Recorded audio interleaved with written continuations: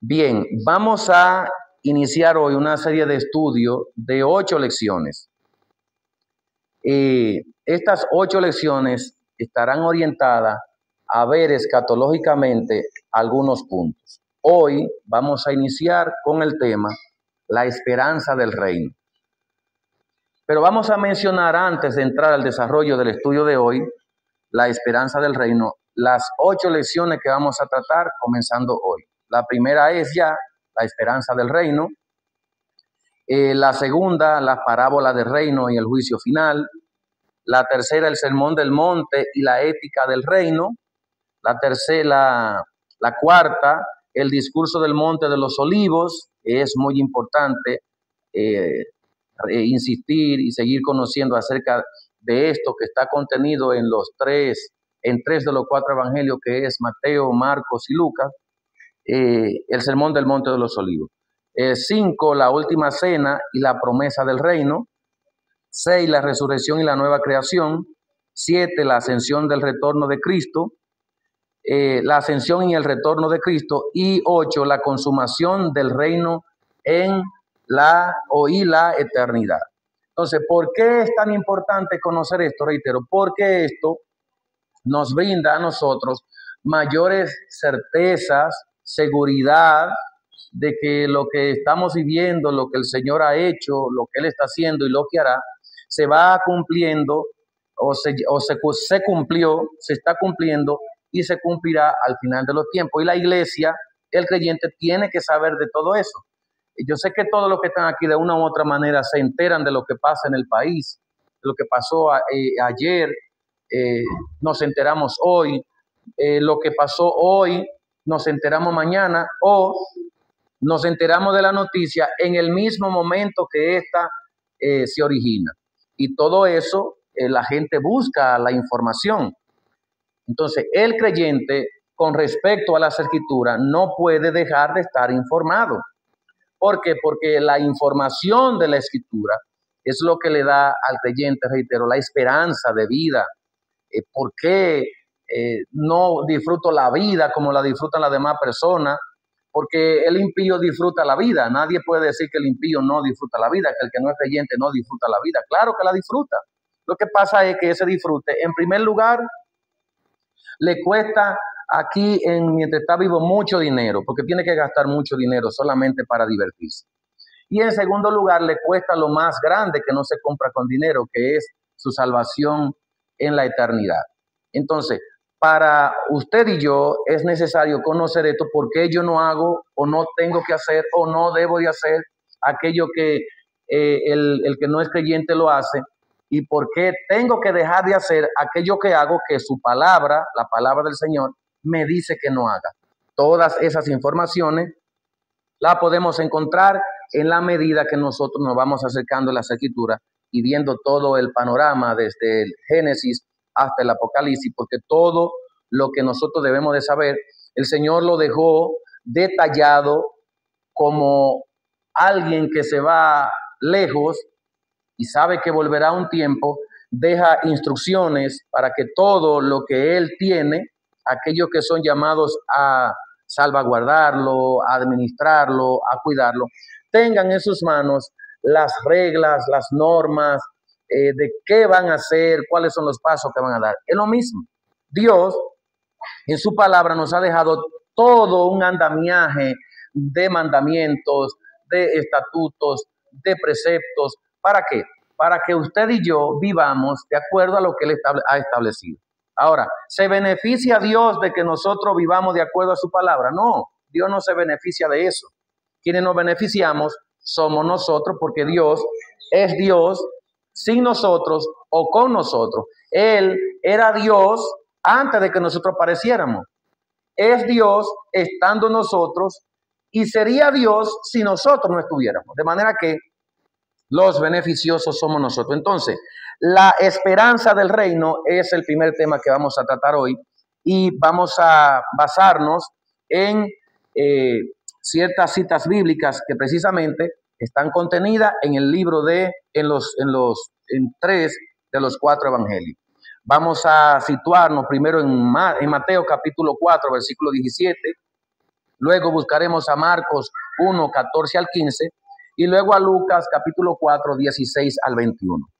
El objetivo de esta lección es mostrar que la escatología, cuando hablamos de escatología, recuérdense una vez que yo les dije, grábense ese término en su cabecita para que sepan qué significa la palabra escatología. La palabra escatología significa el estudio de las últimas cosas o los últimos tiempos o las cosas que están por venir o lo último de nuestra era. Eso significa la palabra escatología, pero en síntesis es el estudio de las últimas cosas. Eso significa la palabra escatología. Esta escatología de Jesús inaugurando el reino de Dios en su persona y ministerio, y esto es una realidad presente, es decir, la inauguración del reino de Cristo en la historia es una realidad presente. Usted podrá discernir si estamos en el reino o estamos esperando un reino venidero.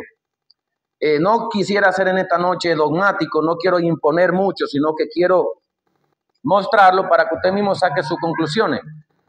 De acuerdo a lo que yo he estudiado en las Escrituras, estamos en este momento en la época del milenio. Porque el milenio, que es un tema muy discutido por grandes estudiosos y teólogos de las Escrituras, estamos viviendo en este momento, en el milenio, porque el milenio no se puede ver como una cifra literal, es decir, de 1 a 1000 años no se puede ver así.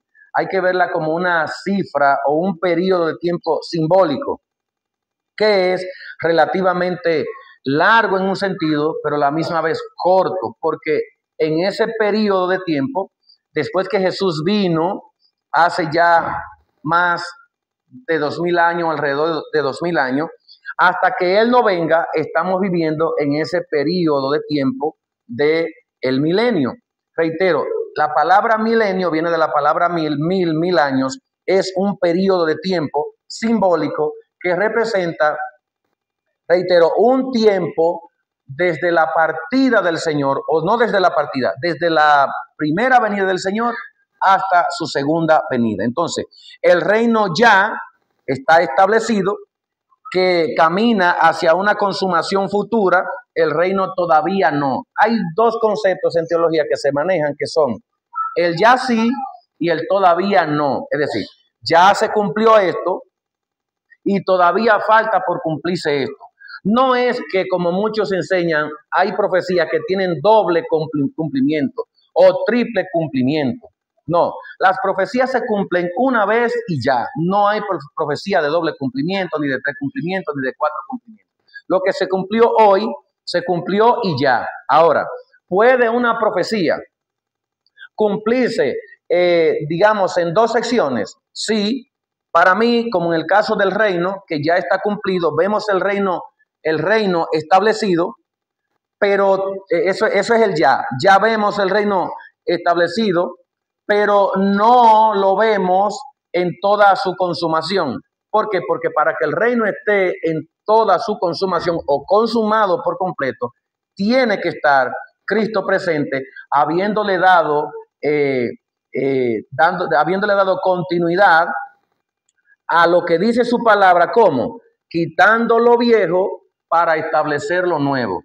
Recuerden que vimos en Apocalipsis 21 que el Señor le muestra a Juan que ve descender del cielo a la nueva Jerusalén, ataviada como una esposa para su marido, y dice Juan, y vi un cielo nuevo y una tierra nueva, y el mar ya no existía, dándole continuidad ¿a qué? A que lo viejo, que es la tierra que tenemos hoy, que es vieja, va a tener que darle paso a cielo nuevo y tierra nueva. Entonces, cuando eso se dé, el reino estará consumado. Mientras tanto, el reino de Cristo está en toda su función y expansión, porque el reino de Cristo está en conquista, está avanzando, está progresando. Desde el mismo inicio que Él ascendió hacia los cielos, dejó alrededor de unos 500 personas, y de esas 500 personas que lo vieron ascender al cielo, solamente 120 alrededor fueron y entraron al aposento alto. De esos 120, al día siguiente de la noche anterior, cuando entraron en el aposento alto, al día siguiente, dice la Escritura que cuando el Espíritu Santo descendió sobre ellos, Pedro da un sermón que se convierte en unas 3,000 personas.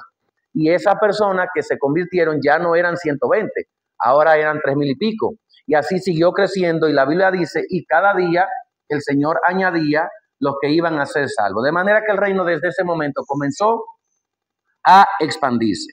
Entonces, vincular la proclamación de Cristo con la esperanza escatológica y la vida ética de la iglesia. Mientras Cristo está en avance y la escatología, los tiempos se van cumpliendo, la iglesia está llamada a vivir una ética y una moral lo más intachable posible. Es por eso que cuando usted ve que se escucha que un cristiano, un hermano, un pastor o alguien hace algo que es contrario a las escrituras, inmediatamente la gente se alarma. ¿Por qué? Porque la gente espera que de aquellos que somos cristianos, aquellos que somos pastores, aquellos que somos líderes, no nos comportemos como se comporta aquel que no lo es. Por eso el Señor nos manda a nosotros a que seamos luz en medio de las tinieblas. Por eso el Señor nos manda a que seamos sal. Y por eso el Señor nos manda a que seamos reyes, sacerdotes, a que seamos hombres de una valía que solamente la puede dar la Escritura, pero que muestren que Cristo realmente habita en sus corazones y que estamos moviéndonos y caminando en el reino de los cielos. Entonces vamos a la introducción del primer tema que vamos a tener hoy, que es la esperanza del reino. La palabra reino, que en griego se pronuncia basileia, es con mucha probabilidad el núcleo del mensaje de Jesucristo en los evangelios. Tanto Juan el Bautista como el mismo Señor Jesús, desde que comienzan a predicar, comienzan hablando acerca del reino. Jesús dijo en muchas ocasiones, el reino de los cielos se ha acercado. El reino de los cielos está entre vosotros. Cuando oren, pídanle al Señor, pídanle al Padre que el reino venga. Si yo por el dedo de Dios echo fuera a los demonios, es porque el reino de los cielos está entre vosotros. De manera que el mensaje central de Jesús siempre fue apuntar hacia ese reino, que no era un reino que vendría en el futuro, sino que el reino es atraído por la persona de Cristo. Es decir, es Jesús cuando aparece en el escenario histórico de este mundo, quien trae el reino. Porque Jesús es la máxima expresión y representación del reino de los cielos. A primera vista, la escatología parece hablar del futuro, la venida final del juicio, consumación. Pero Jesús proclama que un reino que ha llegado a la historia de una manera nueva en su persona, palabra, obra, muerte y resurrección. En ambos casos, mientras Jesús estuvo aquí en la tierra, siempre anunció y habló del reino de los cielos. Cuando usted ve la parábola, en su momento llegaremos a ella, siempre el Señor utilizaba la manera para enseñar o una de las estrategias más ricas para enseñar, que son las parábolas. Siempre utilizaba las parábolas asemejándola o comparándola con el reino de los cielos. El reino de los cielos es semejante a un hombre rico que tenía una tierra. El reino de los cielos es semejante a 10 vírgenes. El reino de los cielos es semejante a unas personas que le entregaron unos talentos. El reino de los cielos es semejante a una señora que perdió una dracma. El reino de los cielos es semejante a esto, aquello y lo otro. Siempre el Señor utilizó la parábola y siempre utilizaba en cada una de ellas, casi en todas, la palabra reino. Este primer estudio sitúa la esperanza escatológica en el corazón de la predicación de Cristo. Su llegada inaugura un movimiento histórico hacia la consumación definitiva y su enseñanza exige que la iglesia viva hoy según esa esperanza. Es decir, yo espero, yo no sé usted, pero yo espero vivir en un reino en donde todo lo que necesitan sus súbditos se les sea suplido. Yo espero vivir en un reino en donde sea de completa paz mientras dure la eternidad. Yo espero vivir en un reino en donde mi presidente o mi rey sea mi Señor, en donde no solo lo sienta, sino que también lo pueda ver, pueda caminar con Él, pueda abrazarlo y que Él pueda abrazarme, en donde mis lágrimas ya no afloren por mis ojos y en donde la tristeza y la amargura no embarguen mi corazón. Yo espero vivir en un reino como ese, así que mi esperanza, la esperanza de la iglesia debe de estar puesta en este reino que ha comenzado, pero que no se ha consumado. Vamos a ver lo que dice Mateo capítulo 4, versículo 17. Desde entonces comenzó Jesús a predicar y a decir: arrepentíos, porque el reino de los cielos se ha acercado. La palabra desde entonces conecta el inicio del ministerio público con la llamada al arrepentimiento. ¿Por qué la llamada al arrepentimiento es esencial a la misma vez que se anuncia el reino que ya está entre nosotros? ¿Por qué? Porque Jesús está diciendo la única manera que tiene el hombre para vivir en este reino que yo traigo es arrepintiéndose. ¿Por qué? Porque no es duda o no es un secreto para ninguno de nosotros que hay dos reinos, que ahora mismo en toda la historia después que el hombre pecó hay dos reinos.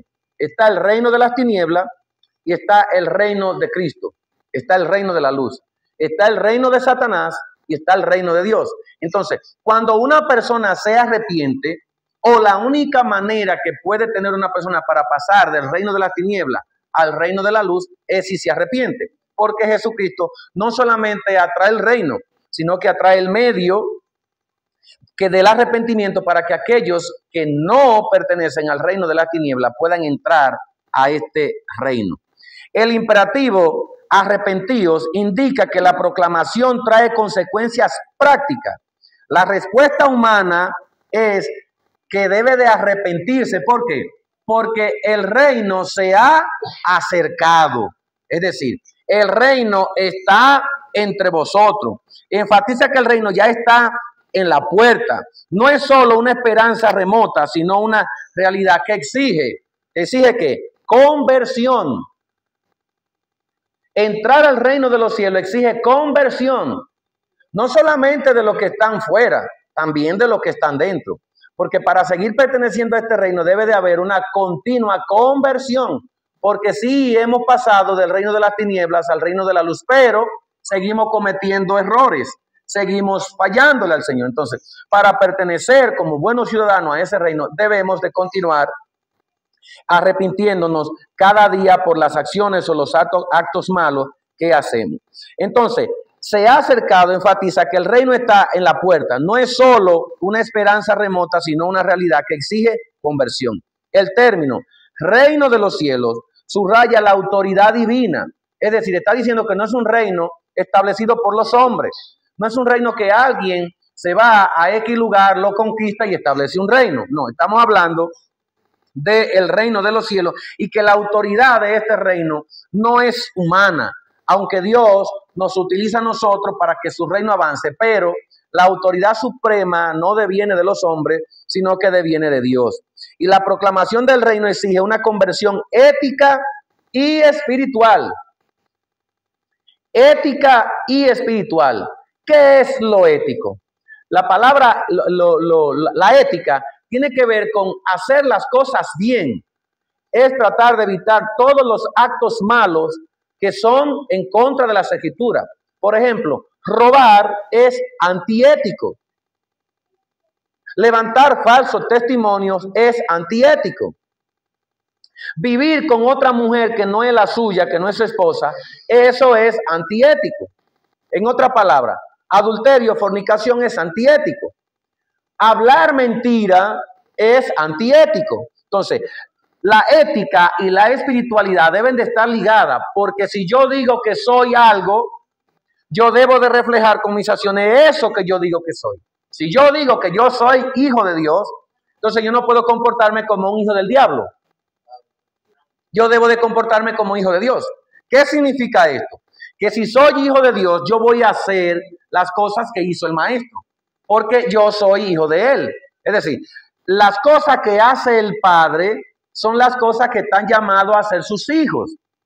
Si los hijos no hacen las acciones que el padre hace, no está diciendo que no son sus hijos, sino que la gente dice, no, los hijos de fulano de tal no se comportan así porque él no hace eso. Entonces, los hijos de Dios no pueden vivir contrario a las acciones que hizo el Señor mientras estuvo aquí en la tierra. Entonces, la vida ética es lo que le va a dar el carácter a una buena vida espiritual. Quien reconoce la llegada del reino debe cambiar su vida. No puede seguir de la misma manera, tiene que haber un cambio en él.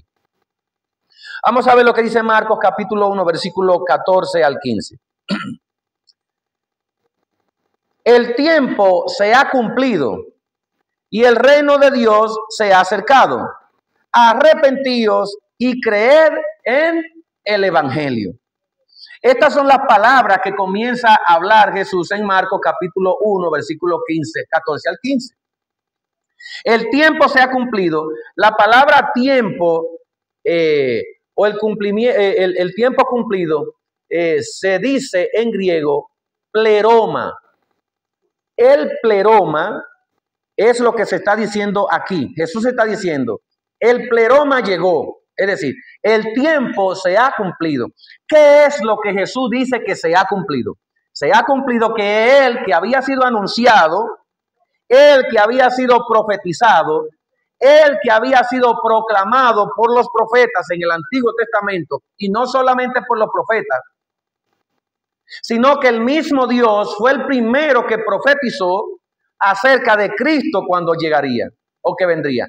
¿Se acuerdan cuando dice en Génesis capítulo 3, el mismo Dios hablando que levantaría una simiente que iba a tener enemistad con la mujer? Y el Señor dice, el Dios dice, esta te herirá en el calcañal y tú le herirás en la cabeza. Esa simiente de la que se está hablando es de esta que ha llegado aquí en Marcos capítulo 1, versículo 14 al 15. Por eso Jesús comienza diciendo, reitero, utilizando la palabra griega, pleroma, diciendo, el tiempo se ha cumplido. Es decir, Jesús está diciendo, yo soy el cumplimiento del tiempo. Conmigo se cumple aquello que ustedes estaban esperando. El pueblo de Israel estaba esperando al Mesías, aunque no lo reconoció, aunque no lo aceptó, sino que lo rechazó. Pero él había llegado exactamente para el tiempo en que él había sido determinado que apareciera, de acuerdo a los decretos divinos. Entonces, tiene matiz escatológico porque el periodo decisivo ha llegado gracias a la acción de Dios en Cristo. Marcos vincula la llegada del reino con urgencia misionera. La fe en el evangelio es la respuesta. Es decir, la fe, ¿qué significa la palabra evangelio? La fe en esas buenas noticias que trae el que le da cumplimiento al tiempo o a las cosas que se hablaban de él. Él mismo trae buenas noticias. Entonces, la fe en esas buenas noticias, en esa noticia de salvación, en esa noticia de quitar las tinieblas para que apareciera la luz, en esa noticia de sacar al hombre de la esclavitud a la libertad. El que tiene fe en esa buena noticia es el que puede acercarse o vivir al reino de los cielos porque le da respuesta por fe, creyendo en cada una de ellas. A ver, cuando yo estaba perdido, y se me anunció que mi vida, tan perdida como estaba, podía ser o fue encontrada por el Señor, y encontré en Él la luz que necesitaba, entonces tuve fe porque Él me dio la fe, fui libre porque Él me hizo libre, salí de esa oscuridad porque Él me sacó. Ahora yo creo en esa esperanza porque la noticia buena que se me anunció fue tan verdadera que hoy disfruto de ella, hoy creo en ella y hoy proclamo cada una de ellas. La proclamación del reino transforma la comprensión de la historia. Ahora se está viviendo en un tiempo decisivo porque estamos en el reino de Cristo. Y el reino de Cristo como un árbol pequeño. ¿Se acuerda cuando el Señor dijo, el reino de los cielos es semejante a una semilla de mostaza? Que siendo de las semillas más pequeñas, da un árbol bien grande. Lo que Jesús está diciendo que el reino de los cielos que se había acercado pequeñito se convertiría en un gran árbol de mostaza que llenaría toda la tierra. Hoy en día, hasta el día de hoy, el evangelio está metido en todas las naciones del mundo, por si usted no lo sabía. Sí, pero hay naciones donde no acepta el evangelio. ¿Y qué importa? La gente se está jugando el pellejo porque Dios le está diciendo, juégate el pellejo, que es mejor morir por mi causa que morir por otra. Y hay gente que está metida en la India, está metida en China, está metida en Corea del Norte, está metida ahí por esos países de los árabes, están metidos en países en donde si esos árabes saben que se está predicando el evangelio, ¿sabe qué hacen? Los cogen, lo encarcelan y luego los fusilan. Sí, hermano, aquí en pleno siglo XXI. Ahora, en pleno siglo XXI. Yo he conocido y he escuchado testimonios de personas de primera mano, que ellos me lo han dicho, que han venido a iglesia o van y dan culto en iglesia y ellos prohíben que por favor no le tomen ni fotografía ni que lo firmen. ¿Por qué? Porque en esos países ellos están predicando el evangelio a escondida y no quiere que su rostro se dé a conocer, porque si lo conocen aquí predicando el evangelio y si aparecen allá a predicar el evangelio, los van a meter preso y luego los van a matar. Así que el evangelio se está predicando. Hermano, no hay una nación, escuche bien, no hay al día de hoy una nación en donde el evangelio no haya penetrado. En mayor o menor envergadura, sí, pero ha entrado. Está metido en todos los lugares porque es bíblico, porque el evangelio tiene que llegar a todas las partes del mundo. Entonces, estamos viviendo en una época y en un tiempo decisivo en donde el evangelio necesita ser predicado, en donde el evangelio necesita ser anunciado, en donde usted y yo, hermano, tenemos que sacudirnos para anunciar este reino. Tenemos que buscar la manera de ver qué hacemos, porque estamos en esa parte, estamos flacos.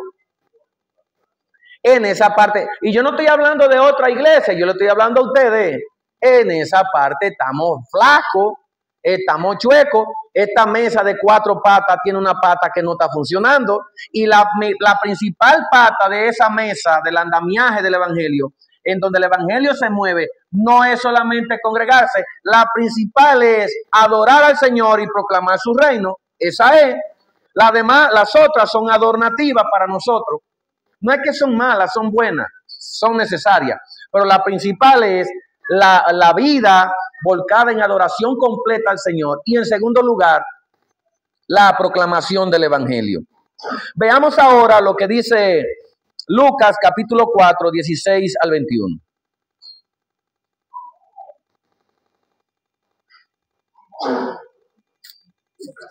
Lucas capítulo 4, versículo 16 al 21.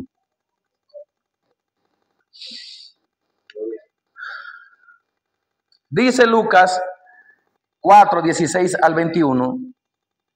Vino a Nazaret, donde se había criado. ¿Quién viene a Nazaret, donde se había criado? Jesús. Y en el día de reposo entró en la sinagoga conforme a su costumbre y se levantó a leer. Y se le dio que leyera el libro del profeta Isaías. Y habiendo abierto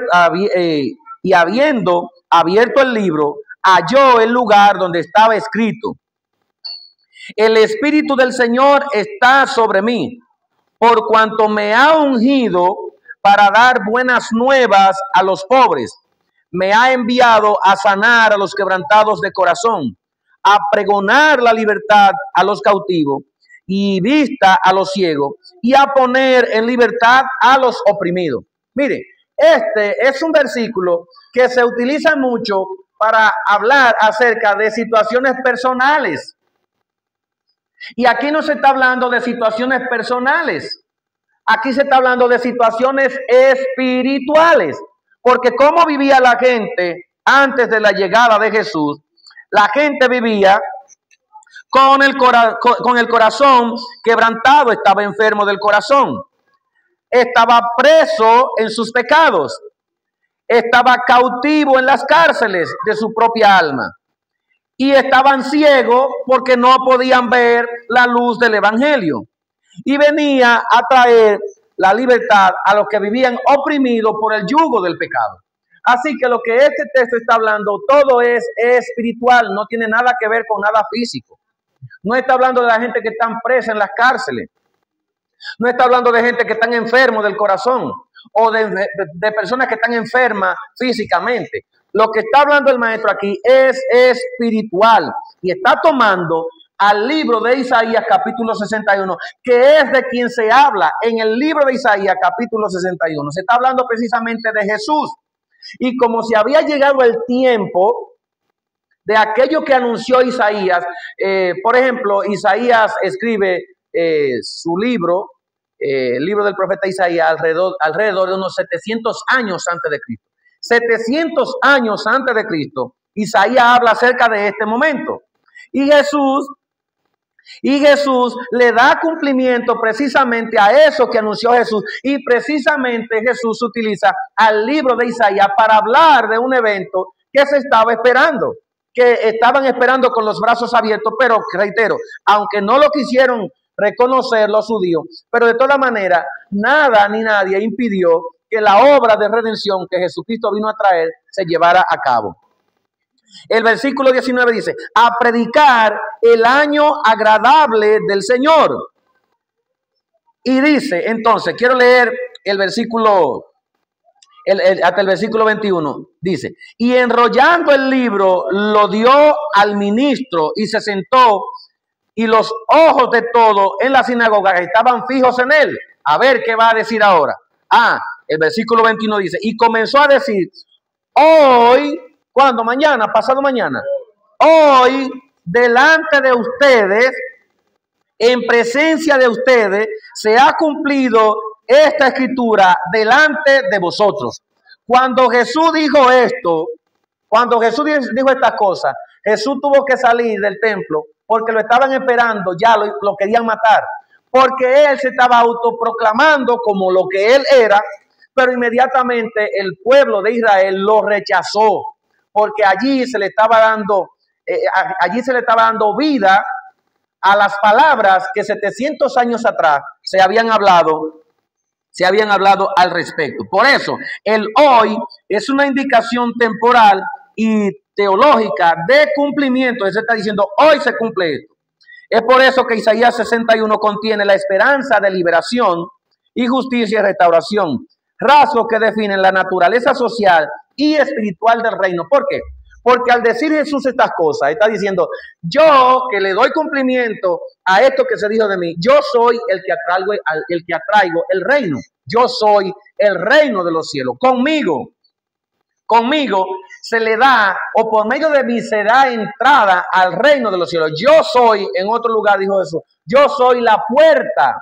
Y el que por mí entra, hallará pasto y hallará descanso. ¿Por qué? Porque entra automáticamente al reino de los cielos. Y esta transformación no solamente sería en primera instancia es espiritual, pero en segunda instancia es social. Porque cuando una persona cambia dentro, automáticamente todo su entorno y su accionar tiene que cambiar. ¿Se acuerdan del corito que dice, a la fiesta que yo iba ya yo no voy más, el ron que me bebía ya no lo bebo más, el cigarrillo que me fumaba ya no me lo fumo más? ¿Por qué? Porque hubo un cambio cuando Cristo vino a mí. Entonces, cuando una persona tiene un cambio interior y espiritual, todo su entorno social tiene que cambiar como esposo, tiene que cambiar como madre, tiene que cambiar como hijo, tiene que cambiar como trabajador en una empresa, tiene que cambiar en todo el aspecto que se desenvuelva. Tiene que haber un cambio, porque este cambio inicia adentro, pero es un cambio que se refleja también hacia afuera. Entonces, principales temas teológicos de la lección. Ya, todavía no. Inauguración progresiva. Ya se ha inaugurado el templo de manera el reino de manera progresiva. El reino de los cielos está entre nosotros. Nosotros hoy vivimos en la era del reino de Cristo. Alguien dijo en una ocasión, hablando sobre este tema, pero venga acá, hermano. ¿Y cómo es posible que en el reino de Cristo, si estamos viviendo el reino de Cristo, haya tanta violencia, haya tanta muerte, violaciones, asesinatos y guerra. Porque en la Biblia dice que cuando llegue el reino de Cristo, el mismo Isaías dice que será un reino de paz, será un reino en donde no habrá muerte, será un reino en donde no habrá más guerra. Lo que pasa es que hay que leer y ver a qué se refiere Isaías, porque Isaías se está refiriendo a un tiempo en el que el pueblo de Israel estaba cautivo. Isaías es uno de los profetas preexílicos. Es decir, Isaías escribe su libro antes de que el pueblo de Israel, el pueblo de Dios, fuera 70 años de cautiverio. Y Isaías está hablando de que cuando se cumplan los 70 años de cautividad, el pueblo regresaría y vivía en relativa paz. ¿Por qué? Porque Dios cambiaría y transformaría todas las cosas, y realmente así fue. Aquella nación que estaba cautiva, que dejó una ciudad en ruina tras ellos y fueron llevados y cautivos a todas las naciones de ese momento, Dios le prometió que volverían otra vez a su nación. Pero el reino de Cristo, cuando Cristo llega, que es un reino espiritual y que se mueve en todo el mundo, yo comparo cuando antes de Cristo venir y después de Cristo venir, yo comparo. Cuando Cristo vino, antes de Cristo venir, los reinos que gobernaban a otro reino o que invadían a otro reino, ¿sabe lo que hacían? Arrasaban con todo. Mataban a los niños, a los ancianos y a aquellos que eran jóvenes, ya sean mujeres o hombres, ¿sabe qué hacían? Se los llevaban y los vendían como esclavos o las utilizaban como mecanismo sexual. Lo ponían a trabajar y cuando ya no daban más, los mataban o lo vendían hasta que no le quedara nada a la persona. Entraban a una ciudad y la quemaban toda, la dejaban en ruina. Y los que quedaban vivos, que ellos dejaban, tenían que pagarle tributo, si no lo mataban a todos. Después que Cristo viene y cae el Imperio Romano en el 476 después de Cristo, a partir de ahí no se volvió a ver un desastre como ese. Sí, hay naciones que se fueron a la guerra, pero no destruían todo. Es decir, a partir de Cristo, el mundo comenzó a vivir una transformación que hasta el día de hoy no vivimos como caníbales, ni vivimos como primitivos. Todo eso, cuando usted busca la historia antes de Cristo y usted mira para atrás, va a haber un desastre, un caos. Cuando usted mira después de Cristo y comienza a mirar hacia adelante, va a ver que la sociedad, que el mundo fue evolucionando hasta llegar a lo que somos hoy. Todo eso fue después de Cristo. ¿Por qué? Porque el reino de Cristo atraería todo eso para todo el mundo. Entonces, él ya sí estamos viviendo en el reino, él todavía no. Ese reino que se inauguró está progresivamente creciendo. El reino está presente en la persona de Jesús, en la obra que Él hace en cada uno de nuestros corazones, pero todavía no se ha consumado porque es algo que es para el futuro. Todavía eso no se ha dado. Pablo le llama a esto que nosotros estamos viviendo ahora en el presente siglo malo y que luego entraremos al siglo venidero. El siglo venidero es mucho mejor que este siglo presente malo. ¿Por qué? Porque el pecado, aunque Cristo está reinando, el pecado todavía no ha sido erradicado. De hecho, ni siquiera nosotros que somos salvos y que somos hijos de Dios, todavía el pecado no ha sido erradicado, porque queda lo que se conoce como queda lo que se conoce como el pecado remanente. Es decir, lo que queda ahí, digamos, esto es parecido a esto: usted agarra una botella de agua turbia, sucia, y deja esa botella que le pase una semana, 2 semanas, 3 semanas, y esa botella de agua sucia y turbia, llegará un momento en que esa agua estará limpiecita. Pero cuando usted mire el fondo, ¿qué va a encontrar? El sucio. ¿Por qué? Porque esa agua todavía no ha pasado por los filtros y no ha sido purificada al 100%. Entonces, ¿qué ha pasado con nosotros? Lo mismo. Cristo nos ha limpiado, nos ha transformado, nos ha regenerado, pero queda en nosotros lo que se conoce como el pecado remanente. La surrapita queda ahí. Pablo le dice, el hombre malo, que no lo despierten, que no despierte a ese hombre malo que está dentro, que está viciado en nosotros. No saquen, no lo dejen salir, manténganlo pisoteado, mátenlo todo lo que ustedes puedan, dice Pablo, pero no lo dejen salir, porque si lo dejan salir, entonces va a ser desastre tal cual o peor que lo que hacía antes de que fuese gobernado. Esta dialéctica orienta la escatología cristiana. Vivimos en tensión entre la realidad presente del reino y su perfeccionamiento venidero. Cristo como cumplimiento mesiánico. Jesús es el agente por medio del cual el reino entra en la historia. Ya lo dijimos, es Cristo el que atrae al reino. De cierto, la palabra del Señor dice en Juan 14:6, algo que ustedes se lo saben, el que viene al Padre o el que se acerca al Padre tiene que hacerlo por vía mía. Nadie viene al Padre si no es por mí. Y en Juan 6:44, nadie viene al Padre a menos que Él no lo atraiga. Es decir, que el reino de los cielos que es atraído por el mismo Señor es el que viabiliza los medios para que el hombre pueda vivir en este reino. 3. Conversión y fe como respuesta normativa. La proclamación exige arrepentimiento y fe. No se puede vivir en el reino a menos que no se haya la persona arrepentido. Todo aquel que se ha arrepentido es porque ha cambiado de dirección. La palabra arrepentirse, lo que significa eso, cambiar de dirección o cambiar de camino o devolverse del camino por donde andaba. Entonces, todo aquel que no haya cambiado de dirección, que no se haya devuelto del camino, que no haya dejado el camino que tenía antes, entonces necesita hacerlo para poder pertenecer al reino de los cielos. Y esta es una acción de fe. ¿Entendieron? Es una acción de fe, porque usted está viendo el camino. Usted no está viendo el camino. Usted no está viendo a Cristo. Yo no lo he visto. Y sé que no lo puedo ver hasta aquel día. Pero yo no lo he visto. Yo no miro el camino por donde anda, pero sí lo miro por fe. Porque este camino se debe de andar por fe.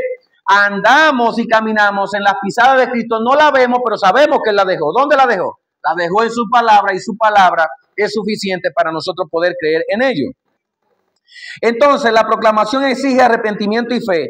No meras creencias intelectuales, sino transformación de vida. Es decir, no basta con cuánto yo sepa de la Biblia, cuántos libros haya leído, cuántas veces haya leído la Biblia. No basta con eso. Eso es bueno, eso no es malo.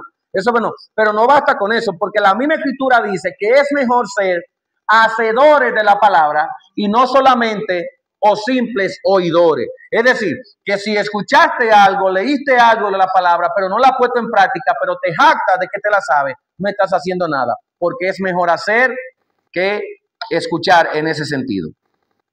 4. Dimensión ética y social del reino. La llegada del reino implica justicia, liberación y restauración. Ya lo dijimos en Isaías 61. No solo espiritualmente privada. Historia redentora y tiempo escatológico nos muestra que la llegada del reino marca el tiempo decisivo y la economía de la salvación. Samuel Pagán y Gilberto Rufat dicen en perspectivas pastorales latinoamericanas que ambos, es decir, ambos teólogos tienen un enfoque práctico en donde muestran que la proclamación del reino exige testimonio y transformación comunitaria. Es decir, que todo lo que estamos en esta comunidad de fe, no debe de haber uno que no haga lo que hacen los demás en el sentido de la práctica de la fe. Que todos estamos llamados a vivir esta fe, a practicar esta fe y a caminar esta fe, porque una comunidad se define por sus habitantes y porque todos hacen lo mismo y porque todos se comportan de la misma manera. Rufat pone en énfasis en la centralidad cristológica y Pagán en la aplicación pastoral y misionera dentro del contexto latinoamericano. En ese sentido, amados hermanos, ya que el reino de los cielos ha llegado a nosotros, entonces nosotros debemos de vivir en ese reino de acuerdo a las normativas de ese reino.